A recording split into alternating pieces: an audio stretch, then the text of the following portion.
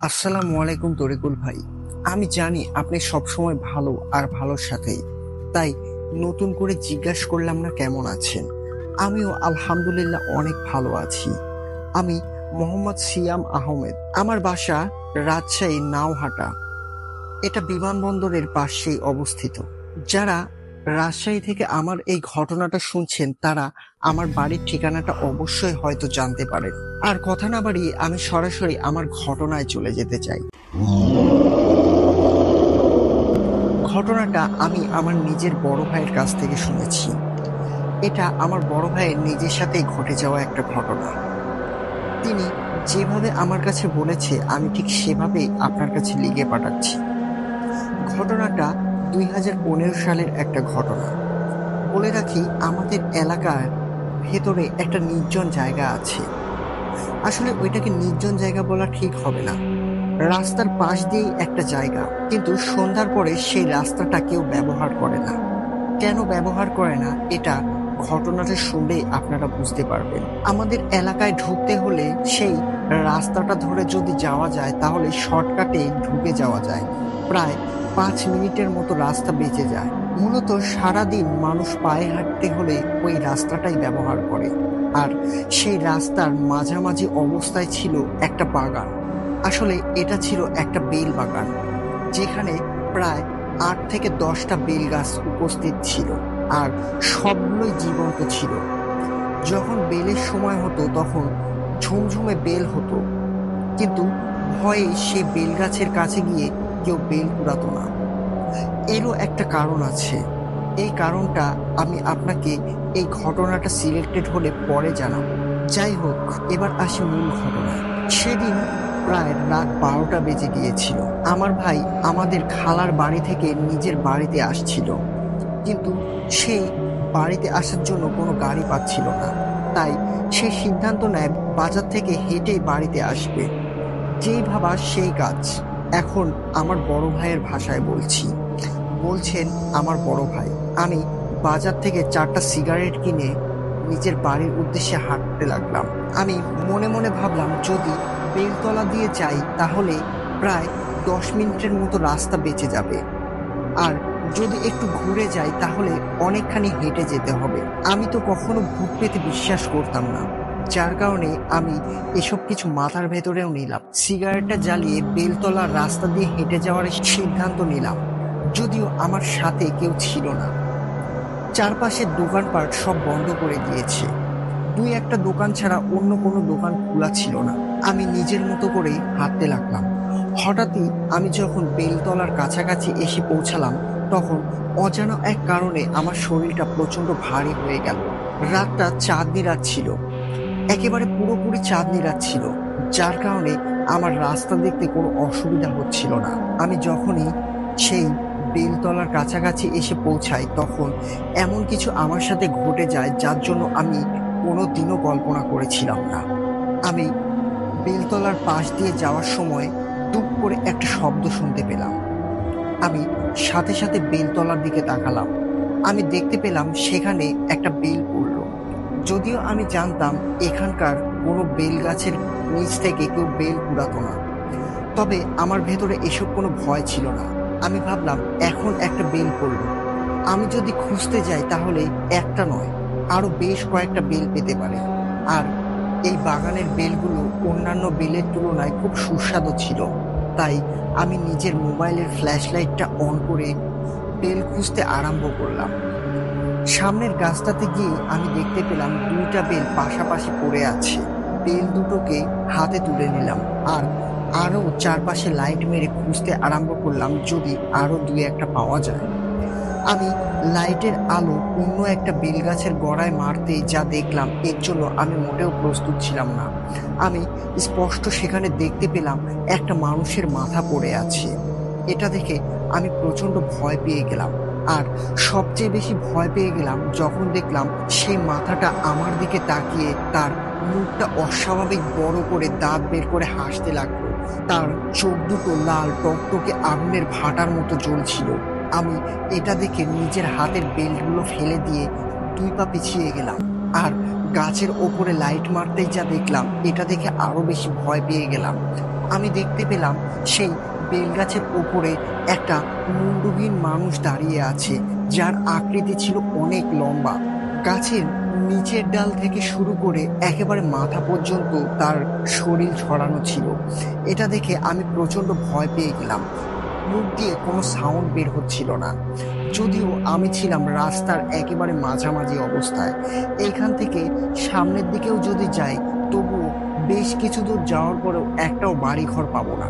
আমি সেখানে ভয়ে কাঠ হয়ে দাঁড়িয়েছিলাম, নিজের মাথার ভেতরে আসছিল না কি করব।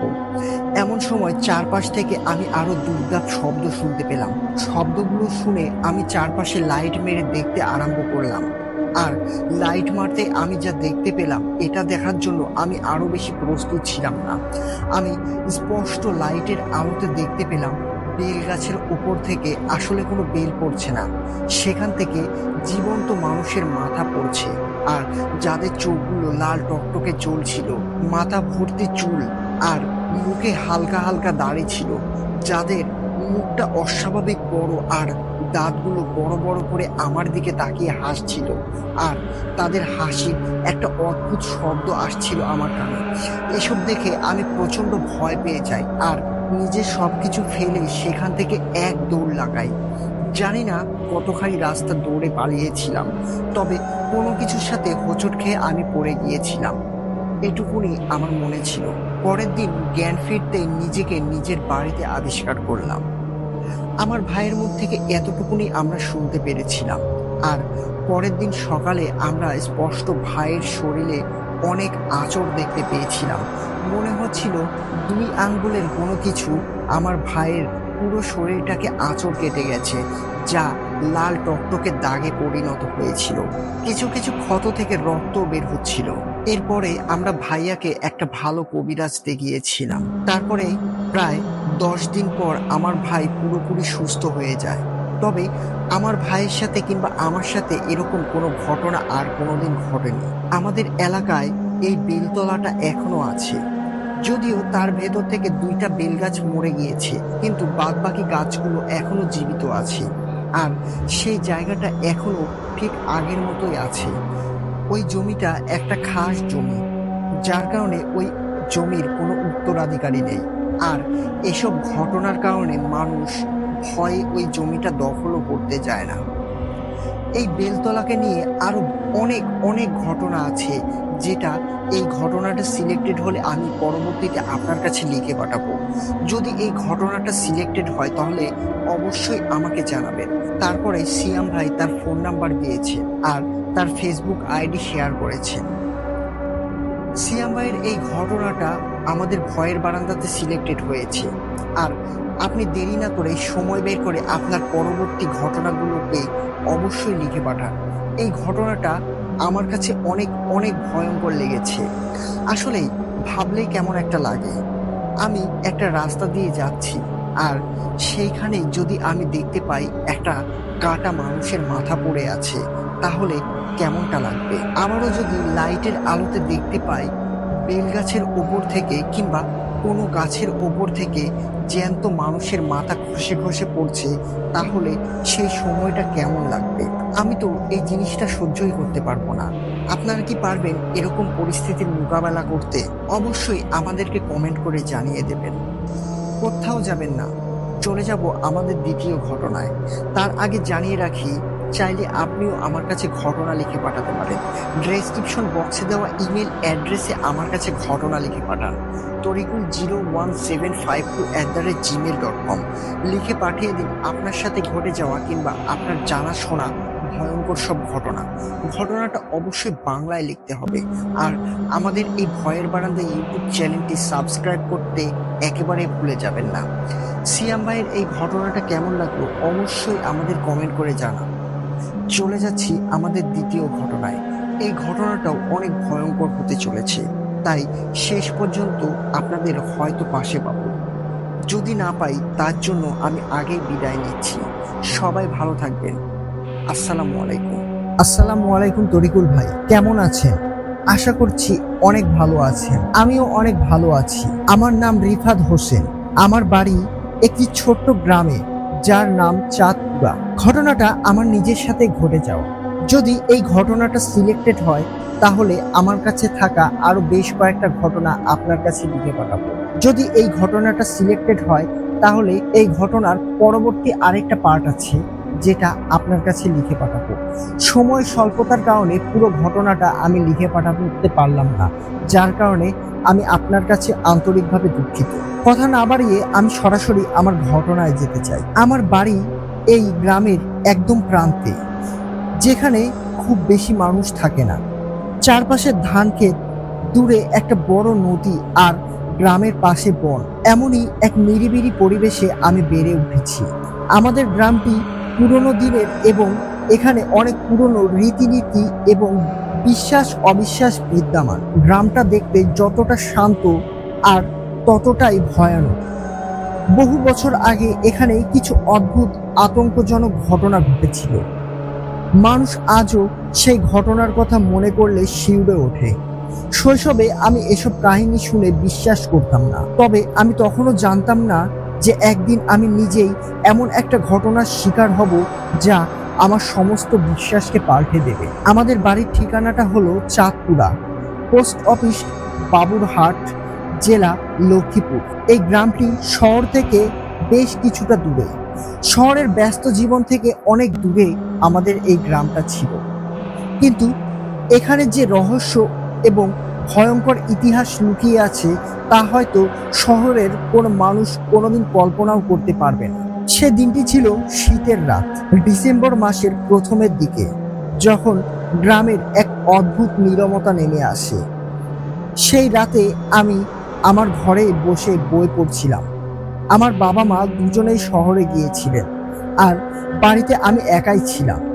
গ্রামের বাসিন্দারা সাধারণত রাতে তাড়াতাড়ি ঘুমিয়ে পড়ে, তাই রাত 9টার পর পুরো গ্রামটা স্তব্ধ হয়ে যায়। হালকা কুয়াশা ছিল আর হিম শীতল বাতাস যেন সারা গ্রামকে ঘিরে ফেলেছে। রাত বাড়ার সঙ্গে সঙ্গে মনে হচ্ছিল যেন কিছু একটা ভুল হচ্ছে। প্রথমে আমি ভাবছিলাম হয়তো বাহির থেকে আসা ঠান্ডা বাতাসের জন্য এমন মনে হচ্ছে, কিন্তু কয়েক মিনিট পরেই আমি স্পষ্টভাবে শুনতে পেলাম ঘরের বাহিরে কেউ হাঁটাহাঁটি করছে। আমি জানালার পাশ দিয়ে দাঁড়িয়ে নিচের দিকে তাকালাম, কিন্তু কিছু দেখতে পেলাম না। আমি নিজেই তখন নিজেকে সান্ত্বনা দিতে লাগলাম যে এটা কেবল বাতাসের স্বর্গ। গ্রামের চারপাশটা এমনিতেই রাতে নানা ধরনের শব্দ শোনা যায়। গাছের ডাল ভেঙে পড়ার শব্দ, কুকুরের শেয়ালের ডাক, পাল্টা ডাক। তবে সে রাতটা ছিল আলাদা। আমার অস্বস্তি আস্তে আস্তে বাড়তে লাগলো। একা একা বাড়িতে থাকতে একটু একটু ভয়ও হতে লাগলো, কিন্তু আমি নিজেকে শান্ত রাখার চেষ্টা করছিলাম। হঠাৎ করেই ঘরের দরজাটার বাহিরে খটখট একটা শব্দ শুনতে পেলাম। কেউ যেন খুব আস্তে আস্তে দরজায় আঘাত করছে। আমি প্রথমে ভাবলাম হয়তো গ্রামের কেউ ভুল করে এসেছে। দরজা খুলতেই যা দেখলাম তা আমার বিশ্বাসের বাহিরে। একজন বৃদ্ধা মহিলা, তার পরনে ছিল সাদা একটা শাড়ি, যেটা কোনো অবস্থাতেই আমার কাছে স্বাভাবিক লাগছিল না, আর শরীরটা যেন ঠান্ডায় জমে গেল। তার চেহারাটা একদম অস্বাভাবিক, চোখ দুটো ফাঁকা, যেন কোনো অভিব্যক্তি নেই, শুধু ফাঁকা দৃষ্টিতে আমার দিকে তাকিয়ে আছে। আমি তাকে জিজ্ঞাসা করলাম, কি চাই? তিনি আমার কোনো কথার উত্তর দিলেন না, শুধু এক হাতে আমাকে ইশারা করে ইঙ্গিত দিলেন আমি যেন তার পেছনে পেছনে আসি।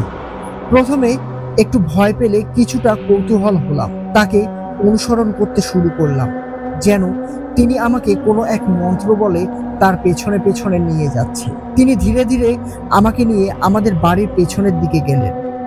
আমাদের বাড়ির পেছনে ছোট্ট একটা পুকুর আছে। পুকুরের পাশেই পুরনো একটা বট গাছ, যার নিচে পুরনো অনেক সমাধি আছে।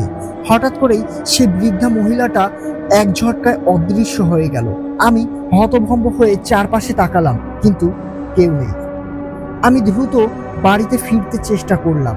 যখন আমি বাড়ির ঘরের দিকে পা বাড়ালাম, তখনই আমার সামনে এক অদ্ভুত ঘটনা ঘটে গেল, যার জন্য আমি মোটেও প্রস্তুত ছিলাম না। চাঁদনি রাতের আলোতে নিজেই নিজের ছায়া দেখতে পাচ্ছিলাম, কিন্তু সেই ছায়াটা অস্বাভাবিকভাবে বড় হয়ে যাচ্ছে। চারপাশের বাতাস আরো ভারী হয়ে এলো। এবং মনে হলো যেন আমি কোনো এক অদৃশ্য জালে আটকে গেছি। আমার সামনে ক্রমশই সেই ছায়াটা বড় হতে হতে একটা ভয়ানক দানবের রূপ নিয়ে নিল, যেটা আমি কল্পনাও করতে পারিনি। এটা দেখে আমার পুরো শরীর কাঁপতে লাগলো, আর মনে হলো কেউ যেন আমাকে পেছন থেকে ডাকছে। আর সেই ডাকটা এতটাই মৃদু ছিল যে আমার মনে হচ্ছিল অনেক দূর থেকে এই ডাকটা আমার কানে এসে পৌঁছাচ্ছে। আমি পেছনে ঘুরে তাকালাম, কিন্তু কিছুই দেখতে পেলাম না। কেবল সেই পুরনো বটগাছটা কুয়াশার আচ্ছন্ন দাঁড়িয়েছিল। মনে হচ্ছিল যেন সেই গাছটার ভেতরে কেউ বা কিছু লুকিয়ে আমাকে এক নজরে দেখছে। আমি কোনোভাবে নিজেকে সামলিয়ে ওই ছায়াটা অতিক্রম করে আমার ঘরে ফিরে আসলাম এবং দরজাটার সাথে সাথে বন্ধ করে দিলাম। ভেতরে ঢুকে মনে হলো বাড়ির ভেতরের পরিবেশটাও যেন পাল্টে গিয়েছে। বাতাসের শীতলতা আরো গাঢ় হয়ে উঠেছে। ঘরের ভেতর থেকে এক অদ্ভুত গন্ধ আসছিল, যেটা মনে হচ্ছিল যেন কোথাও কিছু পচে পড়ে আছে। আমি যখন ঘরে ঢুকে দরজাটা বন্ধ করে দিলাম, ঠিক তখনই একটা অদ্ভুত অনুভূতি মনে হচ্ছিল ঘরের ভেতরে কেউ আমার সঙ্গে আছে। বুঝতে পারলাম ঘরের ভেতরে ঢোকাটা আমার আরো বড় ভুল হয়ে গেছে। আমার স্পন্দন দ্রুত হচ্ছিল এবং শরীর ঘামে ভিজে যাচ্ছিল, কিন্তু চারপাশটা তীব্র শীত। আমার ঘরের প্রতিটি আসবাবপত্রের দিকে তাকাতে লাগলাম। কিছু অস্বাভাবিক মনে হলো না, কিন্তু হঠাৎ করেই ঘরের আয়নাটা নড়ে উঠল। আয়নাটা আমার বিছানার পাশে রাখা ছিল এবং আমার স্পষ্ট মনে আছে তাতে আমি কোনোরকম কোনো স্পর্শ করিনি। আয়নায় কিছু একটা দেখা গেল। প্রথমে মনে হলো এটা আমার প্রতিচ্ছবি, কিন্তু একটু ভালো করে তাকাতে বুঝতে পারলাম এটা আমি নই। আয়নার ভেতরে আমার মতোই দেখতে একটা ছায়ামূর্তি দাঁড়িয়ে আছে, তবে তার মুখ বিকৃত। তার চোখের জায়গাটা একেবারে গর্ত, যেখানে চোখের কোনো অংশ ছিল না। আমি আরো বেশি আতঙ্কিত হয়ে পড়লাম। আয়না থেকে নিজের চোখ সরানোর চেষ্টা করলাম, কিন্তু সেই ছায়ামূর্তিটি যেন আমাকে আটকে রেখেছে। তার চোখের গর্তগুলো থেকে হালকা হালকা ধোঁয়া বের হচ্ছিল এবং তার ঠোঁটের এক কোণায় এক বিকৃত হাসি ফুটে উঠল। আমার পুরো শরীর কাঁপতে শুরু করলো। আমার গলার ভেতর থেকে কোনো শব্দ বের হচ্ছিল না। হঠাৎ করেই আয়নাটি প্রচণ্ড শব্দে ফেটে গেল, আর আমি আতঙ্কে ঘরের এক কোণায় দাঁড়িয়ে পড়লাম। নিঃশ্বাস নিতে পারছিলাম না। মনে হচ্ছিল আমার আশপাশের সবকিছু আমাকে গ্রাস করতে চাইছে। ভয়ে আমার হাত পা ঠান্ডা হয়ে গেল। আমার শির দ্বারায় একটা ঠান্ডা শীতল স্রোত বয়ে গেল। আমি আর ঘরে থাকতে পারছিলাম না। কোনো রকমের সাহস করে দরজাটা খুলে ঘরের বাইরে বেরিয়ে এলাম, কিন্তু বাইরে এসে যা দেখলাম তাতে আমার রক্ত আরো জমে গেল। পুরো বাড়িটা যেন অদ্ভুতভাবে বদলে গেছে। বাতিগুলো মিটমিট করে জ্বলছিল এবং এক অদ্ভুত পচা গন্ধ পুরো জায়গাটা ছেয়ে ফেলেছিল। সে মুহূর্তে মনে হলো আমি কোনো দুঃস্বপ্নের ভেতরে ঢুকে গিয়েছি। আমি বাড়ির শেষ প্রান্তের দিকে দৌড়াতে শুরু করলাম, কিন্তু প্রতিটি পদক্ষেপেই যেন চারপাশটা আরো ভয়ঙ্কর হয়ে উঠছিল। বাড়ির দেওয়ালগুলো থেকে রক্তের মতো লাল তরল কিছু গড়িয়ে পড়ছিল এবং আমি তা স্পষ্টভাবে দেখতে পাচ্ছিলাম। কেউ যেন আমার পিছনে ধীরে ধীরে হাঁটছে। ঘুরে তাকাতেই যা দেখলাম, এটা দেখে আমি আরো বেশি ভয় পেয়ে গেলাম। একটা অদ্ভুত প্রাণী আমার পিছু নিয়েছে। প্রাণীটি দেখতে মানুষের মতো, কিন্তু তার শরীরটা ছিল বিকৃত, যেন কোনো একটা পশুর মতো। আমি কোনো পশুর সাথেই সেই প্রাণীটার শরীর মেলাতে পারছিলাম না। তার হাত দুটো অস্বাভাবিকভাবে লম্বা, আর চোখের জায়গায় ফাঁকা গর্ত, যেখান থেকে লাল রক্তের মতো কোনো তরল কিছু গড়িয়ে গড়িয়ে নিচের দিকে পড়ছে। আমি কোনো মতে প্রাণে বাঁচার জন্য ছুটে দৌড় শুরু করলাম, কিন্তু বাড়ির মেইন গেটে এসে দেখলাম দরজাটা বন্ধ আর বাইরে থেকে তালা দেওয়া হয়। হঠাৎ একটা ভয়ঙ্কর শব্দে দরজাটা খুলে গেল। দরজাটা খুলতেই আমি ভাবলাম হয়তো আমি বেঁচে গিয়েছি। ঘটনাটা এখানেই শেষ হলে ভালো হতো, কিন্তু এর থেকেও আরো ভয়ঙ্কর কিছু আমার জন্য অপেক্ষা করছিল। এটা আমি কোনো অবস্থাতেই বুঝতে পারিনি। দরজাটা খুলতেই আমি দেখতে পেলাম সামনের দৃশ্যটা অস্বাভাবিকভাবে বদলে গিয়েছে। এটা কোনো অবস্থাতেই আমার গ্রাম ছিল না। দরজার বাইরে ছিল একটা বিশাল গর্ত, যেন পুরো পৃথিবী মাটির নিচে তলিয়ে গিয়েছে। ঘন কালো ধোঁয়ার মতো অদ্ভুত কিছু গর্জন ভেসে আসছিল। সেই গর্তের ভেতরে কোনো ভৌতিক জগৎ ছিল, যেটা স্বাভাবিক পৃথিবীর থেকে আলাদা। আমি দ্রুত পেছনে ফিরে যেতে চাইলাম, কিন্তু পেছনে সেই ছায়ামূর্তিটি দাঁড়িয়ে আছে। তার বিকৃত মুখটা আমার একদম কাছে এসে গেছে। এক মুহূর্তের জন্য মনে হলো আমি আর বাঁচতে পারবো না। তার চোখের গর্ত থেকে বেরিয়ে আসা লাল তরলগুলো মাটিতে চুইয়ে চুইয়ে পড়ছিল।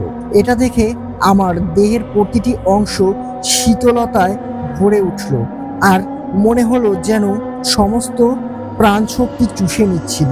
তখনই একটা অদ্ভুত ব্যাপার ঘটল। হঠাৎ করেই চারপাশে সবকিছু ঘুরতে লাগলো, যেন পুরো পৃথিবীটা আমার চারপাশে ঘুরছে। সেই বিকৃত ছায়ামূর্তিটি, কালো ধোঁয়া এবং বাহিরের ওই গর্ত সবকিছু একসঙ্গে মিশে গেল। চোখের সামনে কালো আকারের লাল মাটি দেখতে পেলাম, আর আমি এক অদ্ভুত ভিন্ন সময়ে চলে গিয়েছিলাম।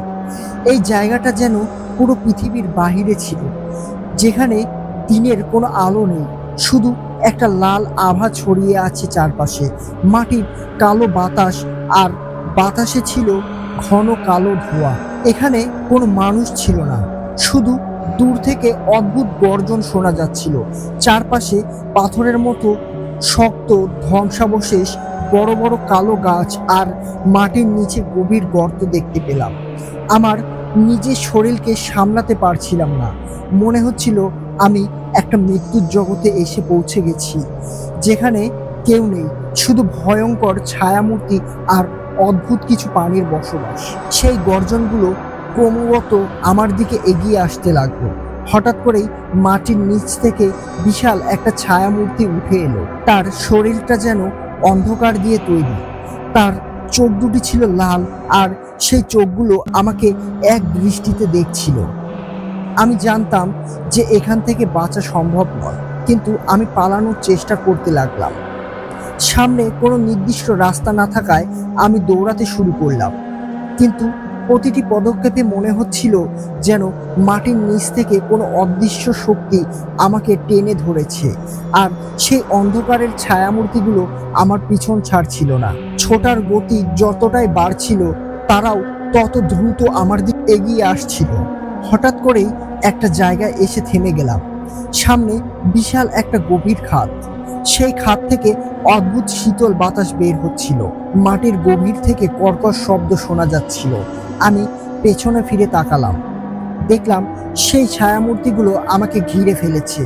তারা আমার দিকে ধীরে ধীরে এগিয়ে আসছিল।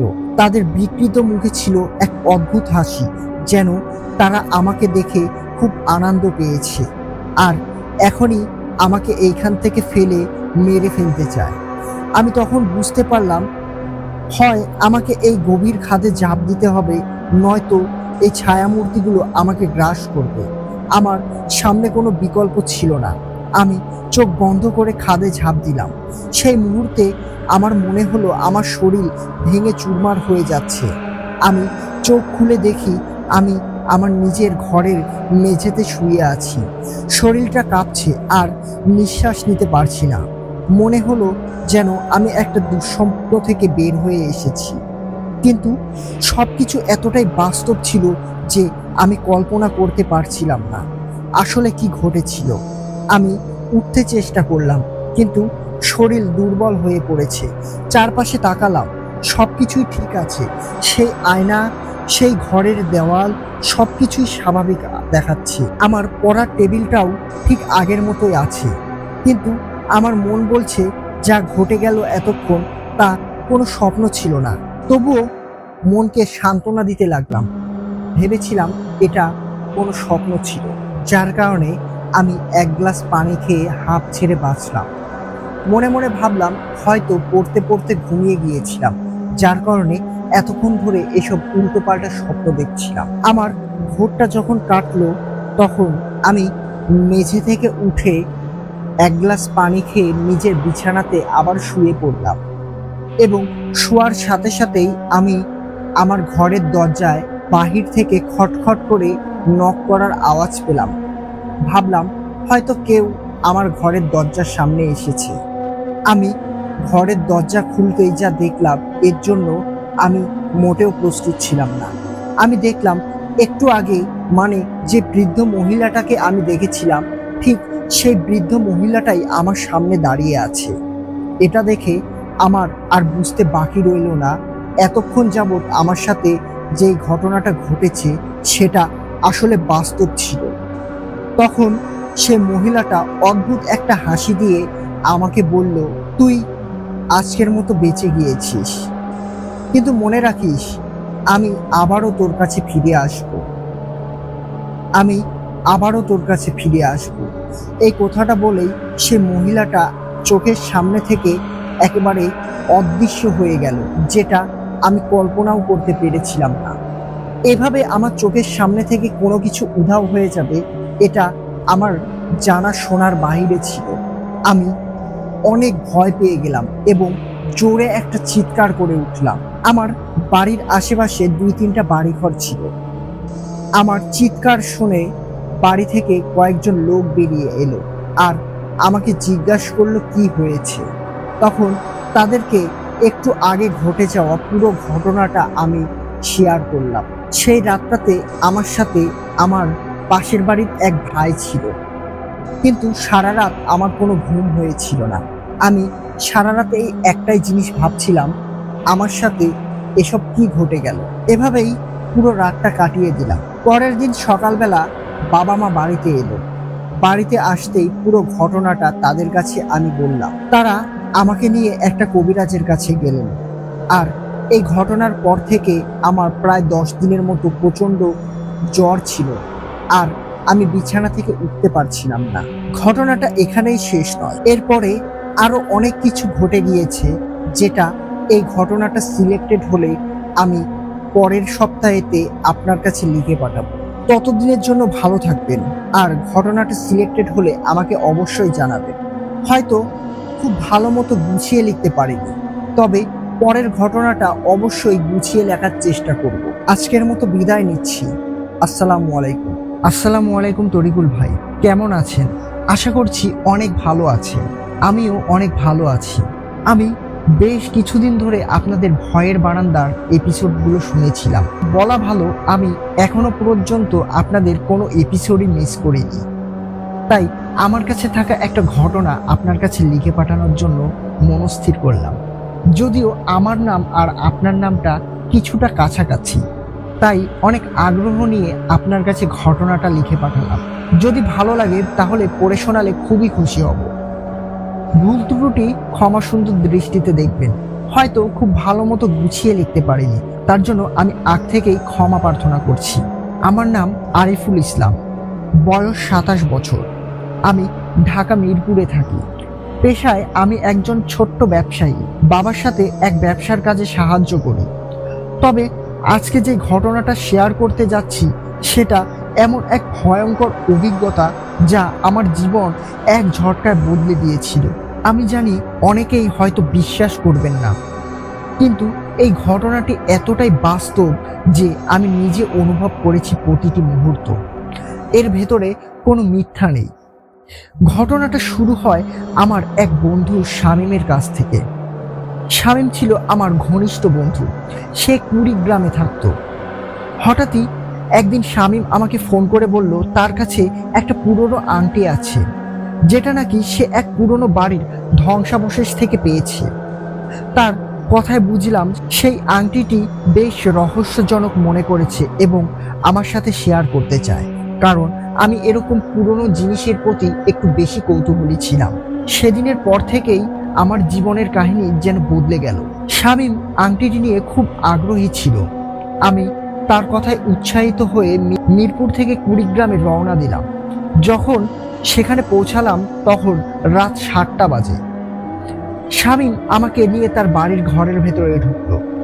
আংটিটি এক গামলায় ঢেকে রেখেছিল, কিন্তু সে এই আংটিটি কেন গামলাতে ঢেকে রেখেছিল এটার রহস্য আমি আজও জানি না। সে যখন গামলার ঢাকনা খুললো আমার মনে হলো যেন পুরো ঘরটায় যেন এক অদ্ভুত ঠান্ডা নেমে এলো। আংটিটি সাধারণ একটি আংটির মতো ছিল না, দেখতে পুরনো রূপার তৈরি, কিন্তু এর গায়ে যেন কোনো প্রাচীন লিপির মতো কিছু খোদাই করা। খোদাইগুলো স্পষ্ট বুঝতে না পারলেও সেটা খুবই রহস্যময় আর অশুভ মনে হচ্ছিল আমার কাছে। আমি আংটিটি হাতে নিয়ে পরীক্ষা করতে লাগলাম। হঠাৎ আমার মনে হলো আংটির ভেতর থেকে যেন একটা অদ্ভুত শব্দ আসছে, যা শুধু আমি শুনতে পাচ্ছি, আর একটা ঠান্ডা অনুভূতি আমাকে কাঁপিয়ে দিল। শামীম আমাকে বলল, আরে আরিফ, এই আংটিটা আমি পুরনো একটা বাড়ির মাটির নিচ থেকে পেয়েছি। আমি শুনেছি জায়গাটা নাকি অভিশপ্ত। আমার মনে আরো বেশি কৌতূহল জেগে উঠল শামীমের এই কথাটা শোনার পর। তবে কিছু একটা বারবারের মতো আমাকে সতর্ক করছিল। আমি শামীমকে জিজ্ঞেস করলাম, তুই এই আংটিটা কি নিজের আঙ্গুলে পড়েছিলিস? সে মুচকি হেসে আমাকে বলল, না রে ভাই, ভয় পেয়েছিলাম, তোকে দেখাতে চেয়েছি, তাই তোকে এখানে ডেকে নিয়ে এসেছি। সেদিন রাতে আমি শামীমের বাসায় থাকলাম। হঠাৎ ঘুমের মধ্যে আমার মনে হলো কেউ যেন আমার পাশে দাঁড়িয়ে আছে। আমি চোখ মেলে তাকালাম, কিন্তু আশপাশে কাউকে দেখতে পেলাম না। তবে আমার মনে হলো আংটিটি যেন বিছানার পাশে সেই টেবিলের ওপরে রাখা আছে। আমি ঘুম থেকে উঠে লাইটটা জ্বালালাম আর সেই আংটিটাকে খুব ভালোভাবে দেখতে লাগলাম। তখন আমার চোখের সামনে যা ঘটে গেল তার জন্য আমি মোটেও প্রস্তুত ছিলাম না। বিশ্বাস করেন তরিকুল ভাই, সেই আংটিটা নিজে থেকেই কাঁপছিল, নিজেই নড়াচড়া করছিল। মনে হচ্ছিল কোনো এক অদৃশ্য শক্তি সেটাকে নাড়াচ্ছে। আমি আতঙ্কের মতো ঘরের দরজা খুলে বাইরে বের হয়ে আসতাম। পরের দিন সকালে আমি শামীমকে ঘটনাটা বললাম। সে প্রথমে বিশ্বাস করতে চায়নি, তবে এরপর থেকেই শুরু হলো অদ্ভুত কিছু ভৌতিক ঘটনা। আমি আর শামীম যখন সে আংটিটাকে আবারও দেখার জন্য ঘরের ভেতরে গেলাম, তখন আমরা সে আংটির ওপরে যা দেখলাম, এটা দেখে আমরা আরো বেশি ভয় পেয়ে গেলাম। আমরা দেখলাম সেই রূপার তৈরির আংটির ওপরে বেশ কয়েকটা জায়গাতে রক্তের ছোট্ট ছোট্ট দাগ ছিল। আর এটা যে একটা রক্তের দাগ, এটা স্পষ্ট আমরা বুঝতে পারছিলাম। আমার কি মনে হয়েছিল জানি না, আমি সেই আংটির রক্তের ওপরে হাত দিয়েছিলাম, আর আমার হাতে সে আংটি থেকে তাজা রক্ত আমার আঙুলে লেগেছিল। এটা দেখে আমি প্রচন্ড ভয় পেয়ে গিয়েছিলাম, কিন্তু ঘটনাটা এখানেই শেষ হলে ভালো হতো। আমি সে আংটিটাকে নিয়ে ঢাকায় ফিরে আসি। ঢাকায় ফিরে আসার পর থেকেই সেই আংটিটা আমার জীবনকে আরো বেশি অভিশপ্ত করে তুলেছিল। প্রথমে ছোট্ট ব্যাপার দিয়ে শুরু হয়। অদ্ভুত কিছু শব্দ শুনতে পেতাম, হঠাৎ ঘরের আলো নিভে যাওয়া এবং মাঝে মাঝে ঠান্ডা অনুভব করা। কিন্তু ধীরে ধীরে এই ঘটনাগুলো আরো ভীতিকর হয়ে উঠল। কিছুদিন পর থেকেই আমার ঘুমের মধ্যে সমস্যা দেখা দিল। প্রতিদিনই এক দুঃস্বপ্ন দেখতাম, এক নারীর চিৎকার শুনতে পেতাম। সে তার রক্তাক্ত হাত দিয়ে যেন আমার দিকে ডাকছে। আমার মনে হলো এই আংটিটি আমার জীবন থেকে শান্তি কেড়ে নিয়েছে। প্রতিদিনই অদ্ভুত কিছু না কিছু ঘটতেই লাগলো। একদিন হঠাৎ শোবার ঘরে আয়নার মধ্যে আমি সেই নারীর প্রতিচ্ছবি দেখতে পেলাম। আমি স্পষ্ট আয়নাতে দেখতে পেলাম সেই নারীটি আমার দিকে এক দৃষ্টিতে তাকিয়ে আছে। তার চেহারার ভেতরে অনেক কাটাছেঁড়া দাগ ছিল, যেখান থেকে গলগল করে রক্ত পড়ছিল। তার চোখগুলো লাল টকটকে ছিল, তার দাঁত আর মুখ দিয়ে অনবরত রক্ত ঝরছিল, যেটা দেখে আমি প্রচন্ড ভয় পেয়ে যাই। হঠাৎ করেই সে অবয়বটা, তার সেই রক্তাক্ত হাতটা আমার দিকে বাড়িয়ে দিয়ে কেমন একটা বীভৎস হাসি দিল। আমি অনেক জোরে চিৎকার করে উঠলাম। আমার চিৎকার শুনে আমার বাবা মা আমার রুমে এসে পৌঁছালেন আর আমাকে জিজ্ঞাসা করলেন কি হয়েছে। এই প্রথম আমি তাদেরকে শুরু থেকে শেষ পর্যন্ত সব ঘটনাগুলো খুলে বলতে আরম্ভ করলাম। তিনি আমাকে বললেন, ওই আংটিটা আমার বাড়িতে আনা একদমই উচিত হয়নি। সেদিনকার মতো আমার রাতে আর ঘুম হলো না। ভয়ে আমার বাবা মা আর আমার বন্ধুর পরামর্শে আমি এক কবিরাজের কাছে যাই। কবিরাজের কাছে যেতেই আমি কোনো কিছু বলার আগেই সেই কবিরাজটি আমার দিকে হাত বাড়িয়ে দিলেন আর আমাকে বললেন, তোমার পকেট থেকে সেই আংটিটা বের করে আমাকে দাও। আমি কবিরাজের এই কথায় প্রচন্ড আশ্চর্য হয়ে গেলাম। তিনি কিভাবে জানতে পারলেন যে আমার পকেটে একটা আংটি আছে আর এই আংটিটা নিয়ে আমি তার কাছে আসছি? নিজের পকেট থেকে সেই আংটিটা বের করে কবিরাজের হাতে দিলাম। কবিরাজ আংটিটি হাতে নিয়ে চমকে উঠলেন। তার চোখে মুখে এক অবিশ্বাস্য ভয় দেখতে পেলাম। তিনি বললেন, এই আংটিতে খুবই শক্তিশালী এক আত্মা বন্দী আছে। যদি এই আংটি তুমি তোমার কাছ থেকে সরিয়ে না ফেলো তাহলে সেটা তোমার জীবন ধ্বংস করে দিবে। তুমি আস্তে আস্তে সেই আংটির ভেতরে আবদ্ধ আত্মার খপ্পরে পড়ে যাচ্ছ। কবিরাজের কথা শুনে নিজের বুকের ভেতরটা কেঁপে উঠল। বুঝতে পারছিলাম না কি করব। কবিরাজ আরো বললেন যে এই আংটিটি যতদিন আমার কাছে থাকবে ততদিন আমার জীবন বিপন্ন হতে থাকবে। তবে তিনি বললেন এই আংটিকে দূরে কোথাও ফেলে দিতে হবে, এমন কোনো জায়গায় ফেলে দিতে হবে যেখান থেকে সেটি আর কেউ খুঁজে পাবে না। কবিরাজ আমাকে একটি বিশেষ নির্দেশনা দিলেন। তিনি আমাকে বললেন আমি যেন এই আংটিটিকে নদীর গভীর জলে ফেলে দেই, আর আংটিটা ফেলে দেওয়ার সময় যেন আমি কোনো অবস্থাতেই পেছনে ফিরে না তাকাই। সেই আংটিটি যতক্ষণ আমার সাথে থাকবে ততক্ষণ আমার ওপরে এর অভিশাপ থাকবে। ভয়ে আমি আর দেরি না করে কেরানীগঞ্জের দিকে রওনা দিলাম। সেখানে একটি নদীর ধারে গিয়ে আংটিটা হাতে নিয়ে বেশ কিছুক্ষণ দাঁড়িয়েছিলাম। মনে হলো আংটিটি আমার হাত থেকে পড়ে যেতে চাইছে না, সেটি যেন আমার হাতে আরো বেশি আটকে আছে। আমারও মন চাইছিল না সেই আংটিটাকে নদীর পানিতে ফেলে দিতে। আংটিটা ফেলে দেওয়ার আগ মুহূর্তে আমার মনের ভেতরে ভয় আর কৌতূহল দুই কাজ করছিল। তবে শেষমেশ সেই নদীর গভীরে আমি আংটিটা ছুঁড়ে মারলাম। আমার মনে হলো একটি ভার আমার বুক থেকে সরে গেছে। প্রচন্ড শান্তিতে একটা নিঃশ্বাস নিলাম। নদীর পানিতে ডুবে যাওয়ার পর যেন সেই আংটিটির সমস্ত অভিশাপও দূরে চলে গেল। আমি পেছনে ফিরে আর তাকাইনি। আর সেদিনের পর থেকে সেই অদ্ভুত ঘটনাগুলো বন্ধ হয়ে গেল। সেই কবিরাজটা আমাকে শরীর বন্ধের একটা তাবিজ দিয়েছিলেন। তারপর থেকে আমার সাথে আজ পর্যন্ত কোনো কিছু ঘটেনি। তবে এখনো মাঝে মাঝে মনে হয় সে আংটিটি হয়তো আবারও কোন অজ্ঞাত লোকের হাতে পড়ে যাবে। জানি না সে আংটিটা এখন কেমন আছে, কিভাবে আছে। তবে আমি এটা জানি আমি অনেক বড় একটা বিপদের হাত থেকে রক্ষা পেয়েছিলাম। ঘটনাটা এখানেই শেষ। জানি না আপনার কাছে কেমন লেগেছে, তবে যদি ভালো লাগে আর ঘটনাটা যদি সিলেক্টেড হয় তাহলে অবশ্যই আমাকে জানাবেন। আমার কাছে এরকম আরো বেশ কয়েকটা ঘটনা আছে, যদিও সেই ঘটনাগুলো আমার নিজের নয়। তবে যদি আপনি বলেন তাহলে সেই ঘটনাগুলো আমি অবশ্যই আপনার কাছে লিখে পাঠাবো। ততদিনের জন্য ভালো থাকবেন। আসসালামু আলাইকুম। ধন্যবাদ আরিফুল ভাইকে। আর ভাইয়া, আপনার ঘটনাটা সিলেক্টেড হয়েছে, আর আপনি দেরি না করে নিজের সময় বের করে অবশ্যই আপনার পরবর্তী ঘটনাগুলো আমার কাছে লিখে পাঠান। আমি অধীর আগ্রহে অপেক্ষায় আছি আপনার ঘটনায়। চাইলে আপনিও আমার কাছে ঘটনা লিখে পাঠাতে পারেন। ডেসক্রিপশন বক্সে দেওয়া ইমেল অ্যাড্রেসে আমার কাছে ঘটনা লিখে পাঠান। torikul01752@gmail.com লিখে পাঠিয়ে দিন আপনার সাথে ঘটে যাওয়া কিংবা আপনার জানা শোনা ভয়ঙ্কর সব ঘটনাগুলো অবশ্যই বাংলায় লিখতে হবে। চাইলে সরাসরি অডিও ক্লিপও আমার কাছে পাঠিয়ে দিতে পারেন।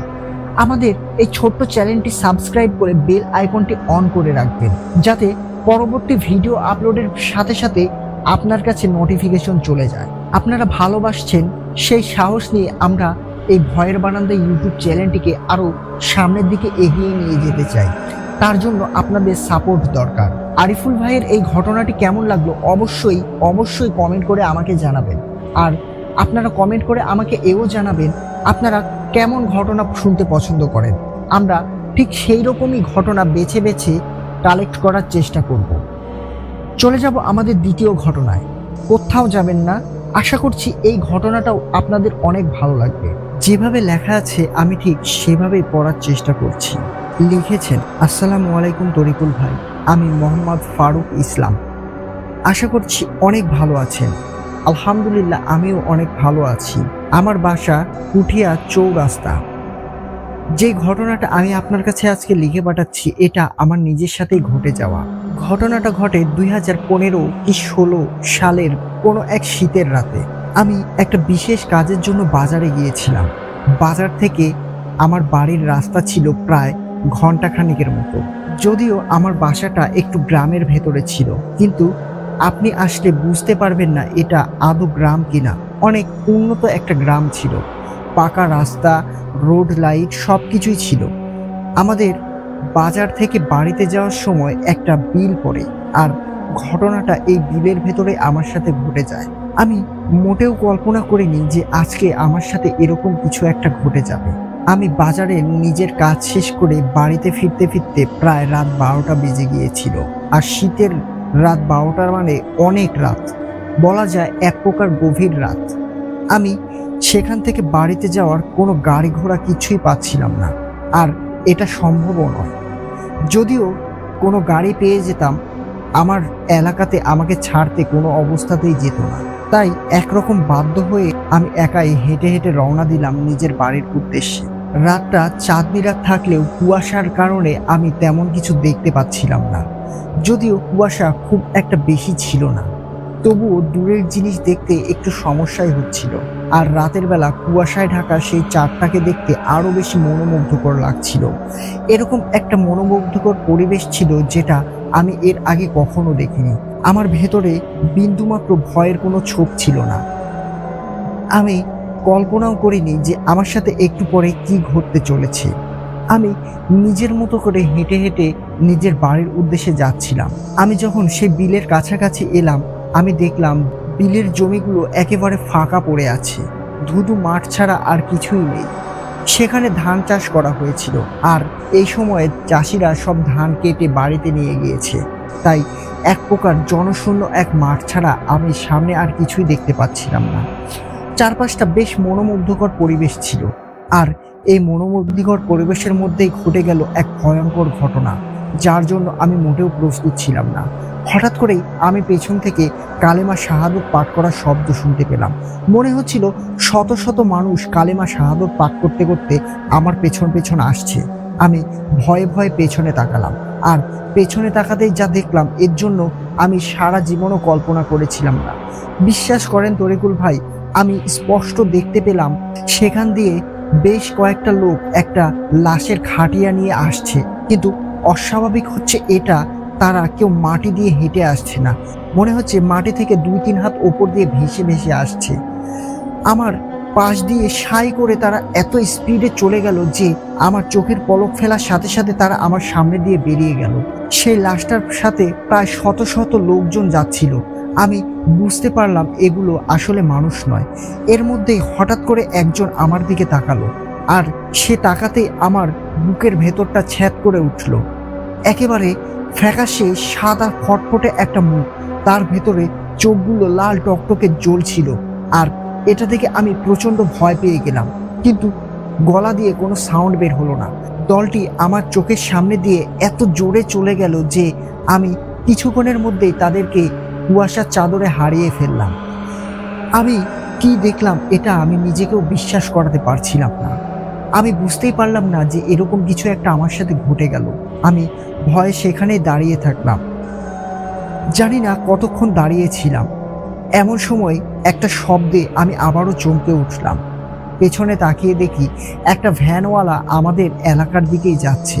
আমাকে সেখানে দাঁড়িয়ে থাকতে দেখে সেই ভ্যানওয়ালাটা আমার সামনে এসে দাঁড়ালো, আর আমি সেই ভ্যানওয়ালাকে চিনতাম। এটা আর কেউ নয়, আমাদেরই এলাকার একটা ভ্যান চালক, যার নাম শাহাদত হোসেন। আমি কোনো কথা না বলে সেই শাহাদত হোসেনের ভ্যানটাতে উঠে বসি, আর তাকে বললাম, এখানে আর এক মুহূর্ত দাঁড়িয়েও না, চলো বাড়ির দিকে। রাস্তায় যেতে যেতে আমার সাথে একটু আগে ঘটে যাওয়া ঘটনা তার কাছে শেয়ার করলাম। সে আমাকে জানালো আসলে এটা কোনো স্বাভাবিক ব্যাপার নয়, হয়তো কোনো জিন মারা গিয়েছে, যার কারণে জিনের একটা বড় কাফেলা মিলে সেই জিনটাকে কবর দেওয়ার জন্য নিয়ে যাচ্ছিল, আর আমি তাদের সামনে পড়ে গিয়েছিলাম। হয়তো তারা অনেক ভালো জিন ছিল, তার জন্য আমার কোনো ক্ষতি করেনি। তাদের ভেতর থেকে আমার দিকে একজন তাকিয়েছিল, সেই তাকানোটা যে এত পরিমাণে ভয়ঙ্কর ছিল এটা আমি আপনার কাছে ভাষায় প্রকাশ করতে পারবো না। এই ঘটনাটার পর আমি প্রচণ্ড ভয় পেয়ে গিয়েছিলাম। যদি সে আমার দিকে না তাকাতো তাহলে হয়তো ভয় পেতাম না। ওই জিনিসটাকে দেখেই আমি ভয় পেয়েছিলাম, যার কারণে প্রায় 20 থেকে 25 দিনের মতো আমি অস্বাভাবিক জ্বরে ভুগেছিলাম। তারপরে আমি নিজে থেকেই সুস্থ হয়ে যাই, যদিও ডাক্তারের কিছু ঔষধ খেয়েছিলাম। ঘটনাটা এখানেই শেষ। এরকম আরো অনেক ছোট্ট ছোট্ট ঘটনা আমার সাথে ঘটে গিয়েছে। আপনি বললে আমি আপনার কাছে লিখে পাঠাতে পারি। যদি এই ঘটনাটা সিলেক্টেড হয় তাহলে অবশ্যই আমাকে জানাবেন। কথা হবে অন্য কোনো দিন। আজকের মতো বিদায় নিচ্ছি। ভালো থাকবেন আর আমার জন্য দোয়া করবেন। আসসালামু আলাইকুম। ওয়ালাইকুম আসসালাম। ধন্যবাদ ফারুক ভাইকে অনেক সুন্দর করে চমৎকার একটা ঘটনা আমার কাছে লিখে পাঠানোর জন্য। আশা করছি এই ঘটনাটা আপনাদেরকেও অনেক ভালো লেগেছে। তাই এই ঘটনাটা কেমন লাগলো আপনারা আমার কাছে কমেন্ট করে জানান। আসলে সত্যি সত্যি ঘটে যাওয়া ঘটনা এরকমই হয়। এইসব ঘটনাতে তেমন কোনো টুইস্ট থাকে না, আর ঘটনাগুলো অনেক ভয়ঙ্কর হয়। যাদের সাথে ঘটে যায় তারাই বুঝতে পারে। চলে যাব আমাদের দ্বিতীয় ঘটনায়। এই ঘটনাটাও আপনাদের আশা করি অনেক অনেক ভালো লাগবে। তার আগে জানিয়ে রাখি, আপনিও আমার কাছে চটপট ঘটনা লিখে পাঠান। ডেসক্রিপশন বক্সে দেওয়া ইমেল অ্যাড্রেসে আমার কাছে ঘটনা লিখে পাঠান। torikul01752@gmail.com লিখে পাঠিয়ে দিন আপনার সাথে ঘটে যাওয়া কিংবা আপনার জানা শোনা ভয়ঙ্কর সেরা সব ঘটনাগুলো অবশ্যই বাংলায় লিখতে হবে। ঘটনার শুরুতে আপনার নাম, ঠিকানা এবং ফোন নাম্বার দিতে হবে। আজকের এপিসোডটা ভালো লাগলে লাইক কমেন্ট করার জন্য আপনাদেরকে বিশেষ করে অনুরোধ করা হলো। আমাদের এই ভয়ের বারান্দা ইউটিউব চ্যানেলটি সাবস্ক্রাইব করে আমাদের সাথেই থাকবেন। যেভাবে লেখা আছে আমি ঠিক সেভাবে পড়ার চেষ্টা করছি। লিখেছেন, আসসালামু আলাইকুম তরিকুল ভাই। আমার নাম মেহেদি হাসান, বয়স 25। আমি খুলনা জেলার রূপসা উপজেলার বাসিন্দা। আমার বাড়ি নদীর পাড় ঘেঁষে, আর জায়গাটা বেশ নির্জন। আমি একজন বিশ্ববিদ্যালয়ের ছাত্র। বেশিরভাগ সময় শহরে থাকি, তবে ছুটিতে গ্রামের বাড়িতে নির্জনতা, শান্তি আর গ্রামের মাটির ঘ্রাণ উপভোগ করি। কিন্তু আজ আমি আপনার সাথে যে ঘটনা শেয়ার করতে চলেছি, এটা আমার জীবনের সবচেয়ে ভয়ঙ্কর অভিজ্ঞতা। এমন কিছু যা আমার মনের ভেতরে গভীরভাবে দাগ কেটে দিয়েছে। আমি চলে যাচ্ছি আমার ঘটনায়। হয়তো খুব ভালো মতো গুছিয়ে লিখতে পারিনি, তার জন্য আমি আন্তরিকভাবে দুঃখিত। ভুল ত্রুটি ক্ষমাশূন্য দৃষ্টিতে দেখবেন, আর ঘটনাটা সিলেক্টেড হলে অবশ্যই আমাকে জানাবেন। তারপরে মেহেদি ভাই তার ফোন নাম্বার শেয়ার করেছেন। আমি চলে যাচ্ছি ঘটনায়। ঘটনা শুরু হয় গত বছর শীতকালে, ডিসেম্বর মাসের মাঝামাঝি সময়। তখন আমি গ্রামের বাড়িতে ছুটি কাটাচ্ছিলাম। শীতকাল আমাদের গ্রামে বেশ মনোমুগ্ধকর। চারপাশে কুয়াশা, খেজুরের রসের মিঠা ঘ্রাণ আর নদীর জলে পড়ে থাকা ভোরের প্রথম আলো, সব মিলিয়ে পরিবেশটা অসাধারণ। আমার ছোট একটা অভ্যাস আছে, রাতের বেলায় ঘুরে বেড়ানো। শীতের রাতে সেই নিস্তব্ধতা আমাকে খুব টানে। সেদিনও তার ব্যতিক্রম ছিল না। রাত 10টা বাজে আমি হাঁটতে বের হলাম। কিন্তু ওই রাতে যে আমার জীবনটা চিরদিনের মতো বদলে যাবে এটা আমি বুঝতে পারিনি। সেদিন আকাশ ছিল একেবারে পরিষ্কার, জ্যোৎস্না রাত। আমাদের গ্রামের পাশের সেই পুরনো বাঁশঝাড়টা পেরিয়ে নদীর পাড়ে যাওয়ার জন্য আমি হাঁটছিলাম। গ্রামের মানুষজন বাঁশঝাড়টা নিয়ে নানা ধরনের গল্প বলে। বিশেষ করে গ্রামের বয়স্ক লোকেরা বলে এই জায়গাটা ভালো নয়। রাতের বেলা অনেকে নাকি অনেক অন্যরকম কিছু এই বাঁশঝাড়ে দেখেছে। তবে আমি এসব কুসংস্কার বিশ্বাস করতাম না। আমি যখন বাঁশঝাড়ের কাছে পৌঁছালাম তখন একটা ঠান্ডা বাতাস বইতে লাগলো, অথচ চারপাশে বাতাস ছিল না। সেই ঠান্ডা হাওয়া যেন আমাকে কাঁপিয়ে দিল। হঠাৎ করেই মনে হলো বাঁশঝাড়ের ভেতর থেকে কেউ আমার নাম ধরে ডাকছে, মেহেদি, মেহেদি। আমি থমকে গেলাম। প্রথমে ভেবেছিলাম হয়তো গ্রামের কোনো মানুষ আমাকে ডাকছে, কিন্তু চারপাশে কাউকে দেখতে পেলাম না। আমার মনে হলো এটা আমার কল্পনা। আমি আবারও হাঁটতে থাকলাম। আমি বাঁশঝাড় পেরিয়ে নদীর পাড়ে গিয়ে দাঁড়ালাম। নদীর পাড়টা রাতে খুব নির্জন হয়ে থাকে। মাঝে মাঝে দূর থেকে নৌকার বৈঠার শব্দ শোনা যায়। কিন্তু সেদিন পরিবেশটা ভীষণ অস্বাভাবিক লাগছিল। নদীর পাড়ের একটা বড় বটগাছ আছে। সেই গাছটাকে কেন্দ্র করে অনেক গল্প শোনা যায়। কেউ বলে গাছটা নাকি অপদেবতার বাসস্থান।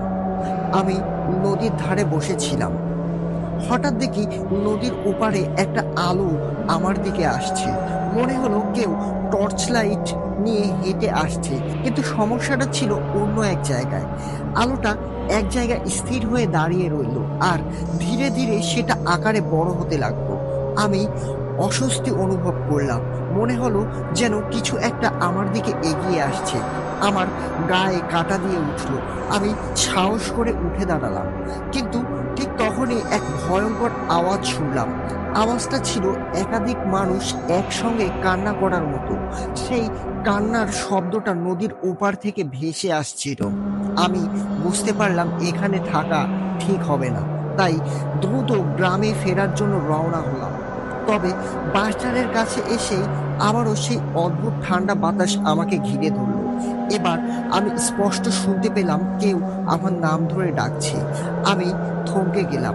এবার ডাকটা এমন একটা করুণ সুর ছিল, যেটা শুনে আমার ভেতরে ভয় আর দুঃখ একসঙ্গে কাজ করছিল। আমি পিছনে ঘুরে তাকালাম। আমি পেছনে ঘুরে তাকাতেই যা দেখলাম, এর জন্য আমি মোটেও প্রস্তুত ছিলাম না। বাঁশঝাড়ের ভেতর থেকে একটা কালো ছায়ার মতো বেরিয়ে আসতে দেখলাম। ছায়াটা ছিল ঠিক মানুষের মতোই, কিন্তু অস্বাভাবিক লম্বা। তার মুখটা ছিল ঢাকা, আর শরীর থেকে কালো ধোঁয়ার মতো কিছু একটা বের হচ্ছিল। সে ধীরে ধীরে আমার দিকে এগিয়ে আসছিল। আমি বুঝতে পারলাম এখানে থাকা আর ঠিক হবে না, তাই আমি দৌড়ে গ্রামে চলে এলাম। সেদিন রাতে আমি আর ঘুমাতে পারিনি, কিন্তু এটা শুধু শুরু ছিল। এরপর থেকে অদ্ভুত অদ্ভুত সব ঘটনা আরো বেশি করে হতে লাগলো। এক রাতে আমি আমার ঘরে বসে পড়াশোনা করছিলাম। হঠাৎ জানালার বাহিরে এক ধরনের গুঞ্জন শুনতে পেলাম। মনে হলো কেউ ফিসফিস করে কথা বলছে। আমি জানালার বাহিরে তাকিয়ে সেই লম্বা কালো ছায়াটাকে আবারও দেখতে পেলাম। দেখলাম আমাদের বাড়ির উঠোনে সে দাঁড়িয়ে আছে। পরের দিন সকালে আমি আমার মা বাবাকে এই ব্যাপারে বললাম। মা আমাকে ভয় পেতে বারণ করলেন, কিন্তু সেই রাত থেকে আমাদের বাড়ির পরিবেশটাই যেন বদলে গেল। আমি ঘটনাগুলো গ্রামের হুজুর সাহেবকে জানালাম। তিনি বললেন এটা কোনো একটা জিন বা অশরীরী আত্মার কাজ। তুমি হয়তো কোনোভাবে তাদের জায়গায় প্রবেশ করেছো, আর তারা তোমার উপরে নজর রেখেছে। তিনি আমাকে কিছু দোয়া পড়তে দিলেন, আর আমাদের বাড়িটা বন্ধ করে দিলেন। সাথে সাথে আমার শরীরটাও বন্ধ করে দিলেন। ঘটনাটা এখানেই শেষ হলে ভালো হতো। ঘটনার চূড়ান্ত পর্যায়ে পৌঁছালো এক রাতে। এই ঘটনার প্রায় 10 থেকে 12 দিন পর পরবর্তী এই ঘটনাটা আমার সাথে ঘটে যায়। তখন আমি পড়াশোনার জন্য অনেক রাত জেগেছিলাম। রাত আনুমানিক 3টে হবে। হঠাৎ আমার ঘরের দরজা নিজে নিজেই খুলে গেল। ঠান্ডা বাতাস আমার ঘরে ঢুকতে লাগলো। আমি ঘরের কোণে তাকিয়ে দেখি সেই লম্বা ছায়া দাঁড়িয়ে আছে। তার চোখ থেকে অদ্ভুত এক আলো বের হচ্ছিল। সে আমার দিকে হাত বাড়ালো। আমি ভয়ে চিৎকার করতে গিয়েও চিৎকার করতে পারলাম না। মনে হলো আমার গলা কেউ চেপে ধরেছে। আমি সেখানে পাথরের মতো দাঁড়িয়েছিলাম, কিন্তু এক চুলও নড়ার শক্তি পাচ্ছিলাম না। হঠাৎ সবকিছু মিলিয়ে যেতে লাগলো। আমার গলা দিয়ে একটা জোরে চিৎকার বেরিয়ে এলো। আমি চিৎকার করে নিজের ঘর থেকে বের হয়ে গেলাম। আমার চিৎকার শুনে বাড়ির লোকজন জেগে গিয়েছিল।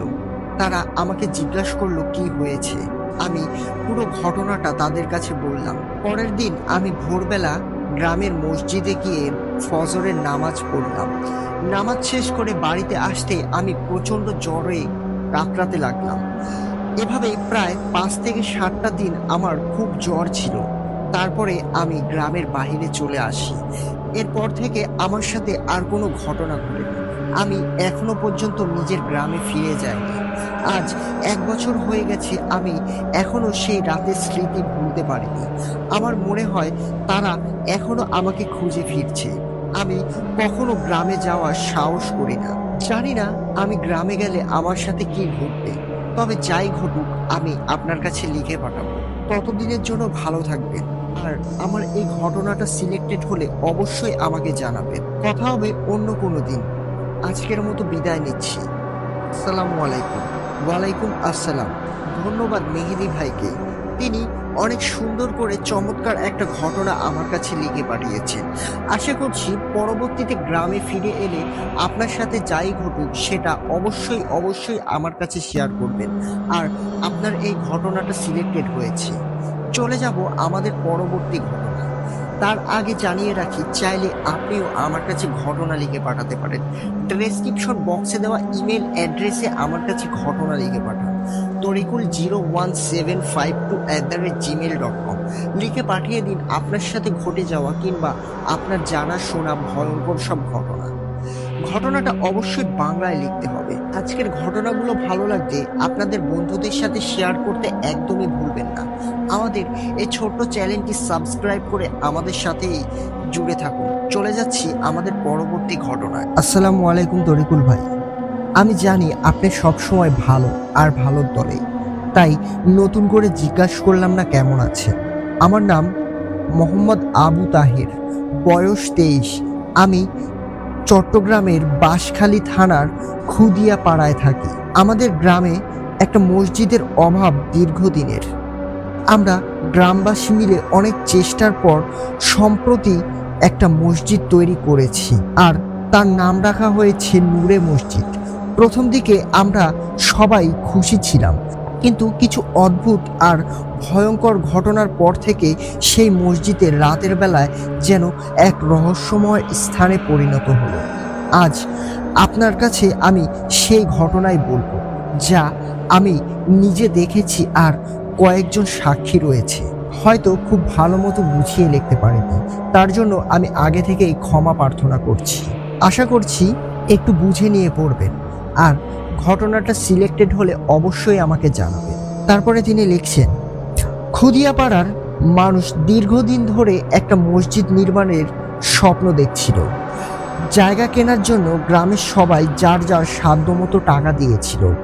জায়গাটা ছিল গ্রামের এক প্রান্তে। এখানে আগে একটা বিশাল বটগাছ ছিল।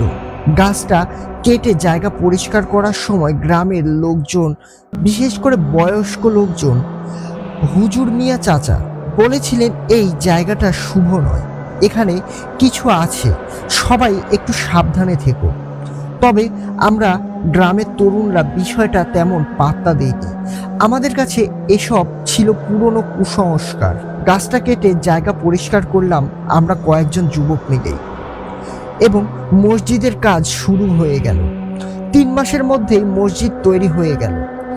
কাজ শেষ হওয়ার পর পুরো গ্রাম আনন্দে মেতে উঠেছিল। মসজিদের উদ্বোধনের দিন একটা অদ্ভুত ঘটনা ঘটে।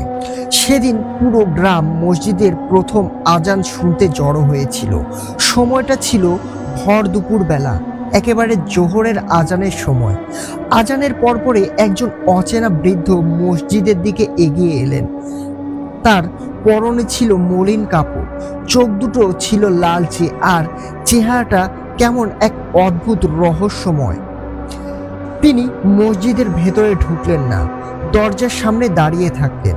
এরপর তিনি ধীরে ধীরে বললেন, এই জায়গায় যারা এসেছে তারা ফিরে আসবে, সাবধান। তার কথাগুলো শুনে সবার গায়ে কাঁটা দিয়ে উঠল, কিন্তু আমি ভাবছিলাম হয়তো তিনি পাগল, তাই এই বিষয়টা নিয়ে আমরা কেউই গুরুত্ব দেইনি। এরপরে ঘটে আসল ঘটনা। এগুলো যতটা অদ্ভুত ততটাই ভয়ঙ্কর ছিল। সেগুলো আমি একেবারে নিজের চোখেই দেখেছি। একটা রাতের কথা কখনো ভুলতে পারবো না।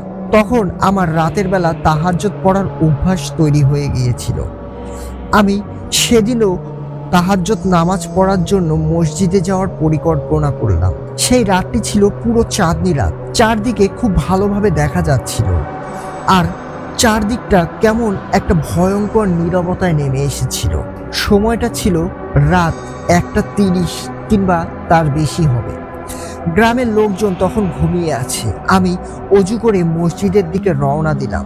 মসজিদটা পাহাড়ের পাশে বলে রাতের বেলায় চারপাশ খুব অন্ধকার হয়ে থাকে, তবে চাঁদনি রাতের আলোয় মসজিদটা দেখতে খুব খুব সুন্দর লাগছিল, যা এক মনোমুগ্ধকর পরিবেশ। মসজিদের ভেতরে ঢোকার পরে আমার মনে হলো ভেতরে কিছু একটা অস্বাভাবিক রয়েছে। আমি চারপাশে তাকালাম, কিন্তু কোথাও কিছু দেখতে পেলাম না। সবকিছু বাদ দিয়ে আমি নামাজে মনোযোগ দিয়ে নামাজ পড়া শুরু করলাম। 2 রাকাত নামাজ শেষ করার পর মনে হলো পেছনে কারো উপস্থিতি আছে। আমি নামাজের মধ্যে পেছনে তাকাতে পারিনি, কিন্তু সালাম ফেরানোর পর আমি পেছনে ঘুরে যা দেখলাম তার জন্য আমি মোটেও প্রস্তুত ছিলাম না। এটা দেখে আমার শরীর ঠান্ডা হয়ে গেল। মসজিদের পেছনে সারিতে কয়েকজন মানুষ দাঁড়িয়ে নামাজ পড়ছিল, যারা ছিল লম্বা, অসম্ভব লম্বা। মানুষের গড় উচ্চতার চেয়েও অনেক বেশি। মসজিদের বারান্দার সিলিং ফ্যানের সাথে তাদের মাথা ঠেকে যাচ্ছিল।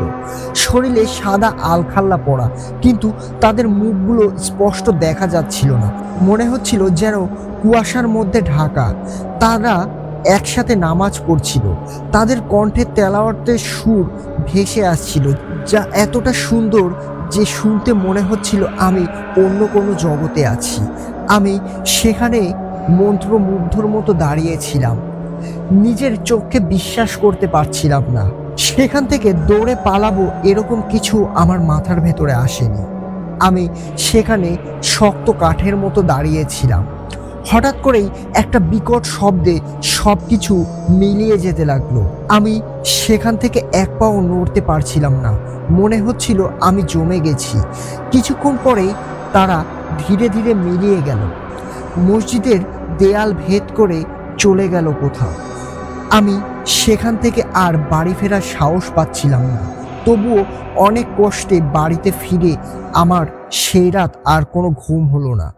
পরের দিন সকালে আমি এই ঘটনা গ্রামের কয়েকজনকে জানালাম। প্রথমে তারা বিশ্বাস করেনি, কিন্তু পরে জানলাম শুধু আমি নই, গ্রামের আরও 2 জন সেই রাতে মসজিদের পাশ দিয়ে যাওয়ার সময় আলো দেখেছিল। কেউ কেউ মসজিদের ভেতর থেকে নামাজ পড়ার অদ্ভুত সুর শুনেছিল। তাদের মুখেই এই একই কথা ছিল, মসজিদের ভিতরে কিছু একটা অস্বাভাবিক আছে। গ্রামের মুরব্বীরা বিষয়টা নিয়ে সবাই আতঙ্কিত হয়ে পড়লেন। বিশেষ করে হুজুর মিয়া চাচা, তিনি আমাদের বললেন, আমি আগেই বলেছিলাম জায়গাটা ভালো নয়। আমরা হয়তো না জেনেই কোনো অশরীরী সত্তার জায়গা নিয়ে ফেলেছি। তারা হয়তো এখানে আগে থেকেই ছিল। এরকমভাবে আমাদের অনেকের সাথে এই মসজিদের রাতের বেলায় অনেক ঘটনা ঘটতো। অনেক সময় দিনের বেলাও কিছু অদ্ভুত অদ্ভুত ঘটনা দেখা যেত। গ্রামের লোকেরা এরপর একটা সিদ্ধান্ত নেয়, দিনের বেলায় মসজিদে নামাজ হবে, কিন্তু এশার পর সেখানে আর কেউ যাবে না। বিশেষত রাতের বেলায় মসজিদের আশেপাশে যাওয়া সম্পূর্ণভাবে নিষেধ করা হলো, আর রাতে মসজিদে ঢোকার সাহস করতো না কেউ। আজ এই ঘটনার প্রায় 1 বছর হয়ে গিয়েছে। দিনের বেলায় নূর মসজিদে লোক সমাগম হয়, কিন্তু সূর্য ডোবার পর থেকে জায়গাটা সম্পূর্ণ স্তব্ধ হয়ে যায়। কেউ মসজিদের আশেপাশে ভিড় করে না। আমি এখনো মাঝে মাঝে সেই লম্বা নামাজি লোকদেরকে স্বপ্নে দেখি। তাদের সেই সুর যেন আমার কানে আজও বাজে। নূর মসজিদটা আজও আমাদের গ্রামের মধ্যে দাঁড়িয়ে আছে, দিনের আলোয় জীবন্ত, আর রাতের আধারে এক রহস্যময় স্থান হয়ে থাকে। হয়তো তারা এখনো সেখানে আসে, হয়তো আমাদের অজানায় নামাজ পড়ে যায়।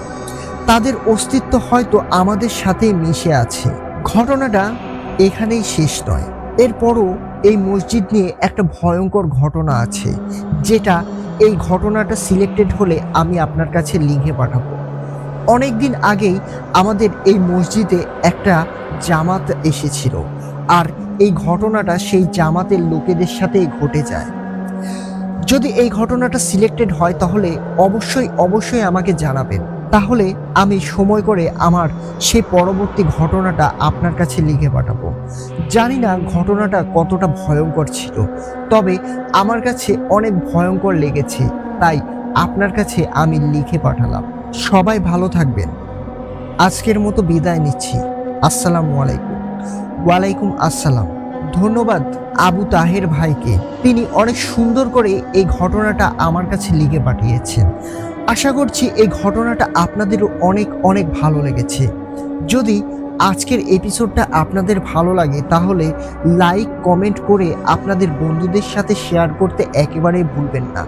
চাইলে আপনিও আপনার ঘটনা আমার কাছে লিখে পাঠাতে পারেন tariqul01752@gmail.com লিখে পাঠিয়ে দিন আপনার সাথে ঘটে যাওয়া কিংবা আপনার জানা শোনা ভয়ঙ্কর সব ঘটনা। ভয়ের বারান্দা এই ইউটিউব চ্যানেলটি সাবস্ক্রাইব করে আমাদের সাথেই থাকবেন। চলে যাচ্ছি আমাদের পরবর্তী ঘটনায়।